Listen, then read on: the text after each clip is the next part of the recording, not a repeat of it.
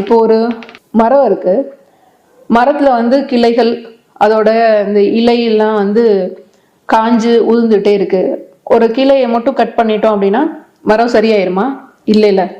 அப்போ அந்த கிளை வந்து ஏன் காயுது, அந்த இலையெல்லாம் வந்து ஏன் பழுத்து கீழே விழுகுது அப்படின்ற விஷயம் வந்து எங்க இருக்கும்னா பேசிக்கா அந்த மரத்துடைய ரூட்ல இருக்கும்.